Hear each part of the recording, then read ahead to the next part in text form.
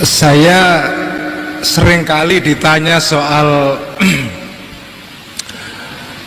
kenapa saya dulu mendirikan jaringan Islam liberal ya, tahun 2000-an awal.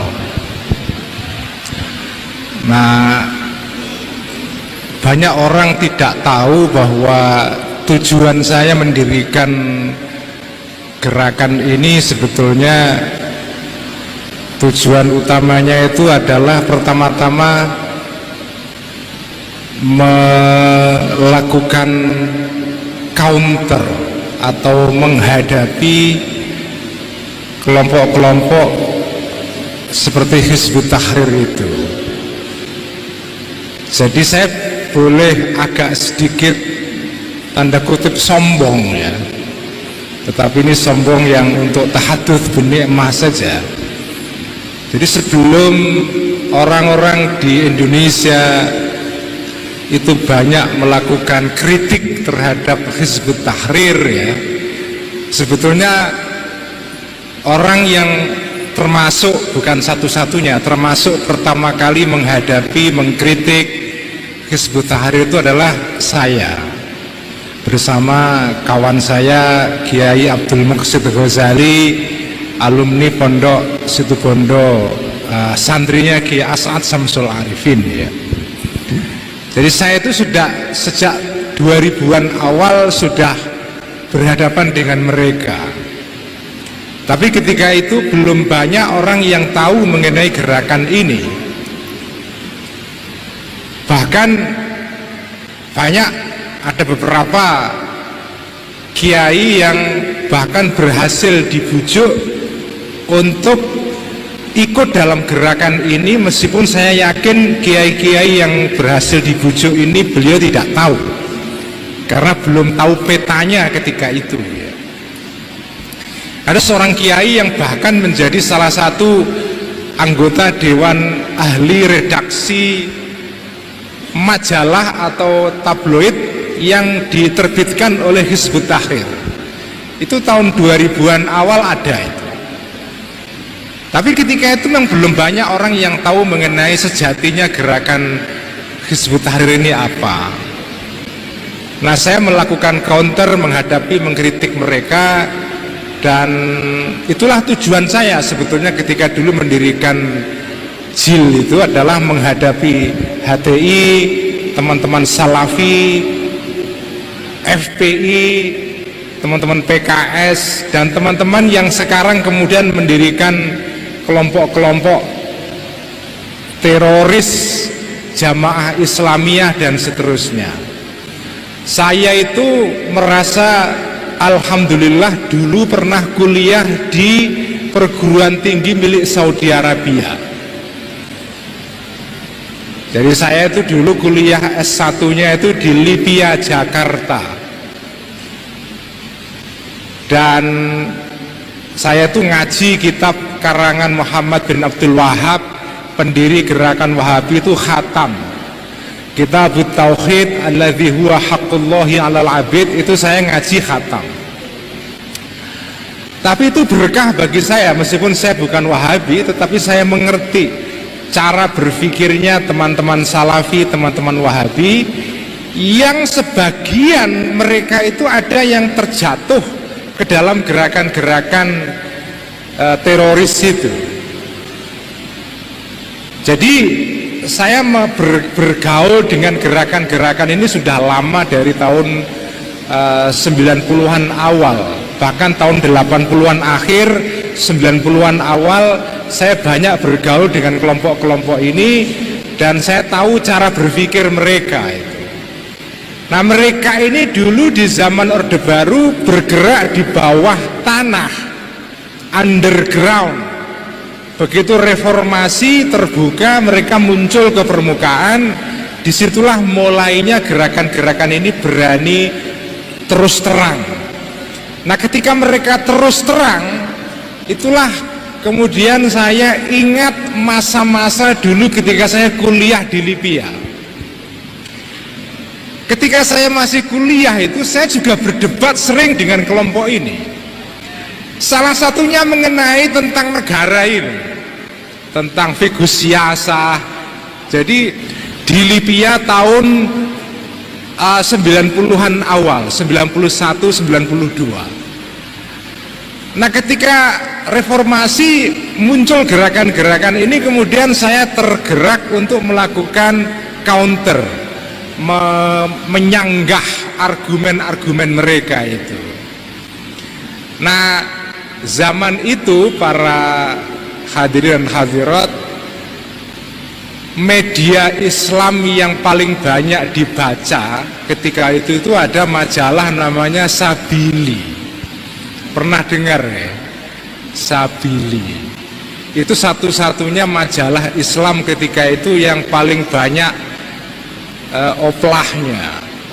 Ketika itu belum ada NU online, belum ada macam-macam. Nah, majalah Sabili ini ya majalah yang simpati dengan kelompok-kelompok ini. Nah, mereka melakukan propaganda yang agresif melawan saya. Sayangnya majalah Sabili ini juga dibaca oleh sebagian kalangan-kalangan di kalangan pesantren dan NU.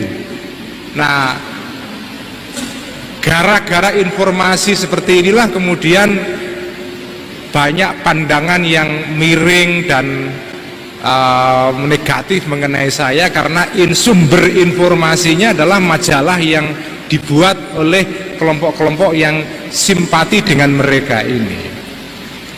Nah, alhamdulillah sekarang terjadi perubahan yang luar biasa. Jadi saya ini agak sebetulnya boleh mengatakan begini ya, munculnya Hizbut Tahrir itu berkah bagi NU, bagi saya. Karena kalau tanpa Hizbut Tahrir itu saya kira kok Banser itu tidur terus itu. Ya betul. Gara-gara Hizbut Tahrir, gara-gara FPI itu kemudian kita tergugah itu. Tergugah untuk melakukan sesuatu. Jadi kita harus bersyukur juga ada HTI di Indonesia, karena mereka lah yang membuat kita bangun tidur itu ya, mereka ini sebetulnya. Nah sekarang, tetapi ini tantangan bagi kita. Jadi pengalaman saya ketika berhadapan dengan mereka ini sebetulnya sederhana saja, yaitu bahwa ya mereka ini kan ingin menggunakan kitab-kitab yang dibaca di kalangan pesantren, tetapi dibaca secara keliru menurut saya. Misalnya ada doktrin di dalam kitab-kitab fikih siasah kita yang mengatakan bahwa ya semualah, di semua kitab fikih siasah yang ditulis oleh ulama kita itu dikatakan di sana bahwa mendirikan atau mengangkat seorang imam itu hukumnya wajib bil ijma'. Semua kitab mengatakan begitu. Kalau dalam nazom kitab Jauhar Tauhid, yaitu kitab mengenai akidah yang dasar yang diajarkan di pondok-pondok, dikatakan wawajibun nasbu imamin adili, mengangkat imam yang adil itu wajib. Nah, oleh Hizbut Tahrir ditafsiri itu mengangkat khalifah. Karena itu khilafah itu wajib hukumnya menurut kitab Jauhar Tauhid yang dikaji di pondok pesantren. Tetapi itu menurut saya pemahaman yang tidak tepat. Karena maksudnya wawajibun nasbu imamin itu artinya adalah mengangkat penguasa. Karena masyarakat tanpa penguasa akan kacau, akan chaos, akan kacau balau. Jadi imam di sini bisa artinya presiden, bisa artinya raja, bisa artinya bupati, bisa gubernur dan seterusnya. Tidak harus artinya adalah khalifah. Itulah pengalaman saya menghadapi mereka. Tapi alhamdulillah sekarang ini keadaan sudah baik, insya Allah. Ya inilah fikih siasah NU sekarang ini menurut saya sudah tegak kembali di Indonesia. Tapi tahun 2000-an awal sampai tahun 2010 itu fikih siasah NU sempat tenggelam. setelah ada Hizbut Tahrir, fikih siasa NU bangkit kembali. Kurang ajar dia menggunakan Habib Ali Kantang, menggunakan Habib dia setan doang. Dari suku sorangan dia ngomong lebih batu di ini. Setan ini setan tuh setan doang. Babadol nanti. Ayo maju sa Habib gaji dia. Habib dah ngaji. Dia ngaji sa Habib mana? Kurang ajar. Habib kayak ini. Kurang ajar. Gua Habib barang belum ada yang lain itu sah. Kurang ajar. Tak. Allah banyak khilafun fi jawabil islam. Khilafun itu munafik. Nyesek yang manusia sini. Benar. Untung mana? Woi, untung mau hajar gue. Lebih kamar dan bisa sembunyi. Alam jahat punya. Aja takari mang. Anak si astakari jago takdir astakari baik.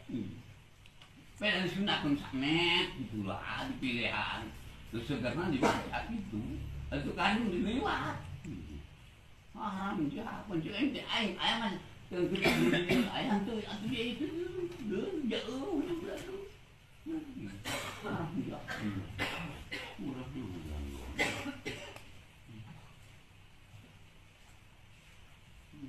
Muat jauh ini. Nisak kan ini sudah sudah. Kasih langsung.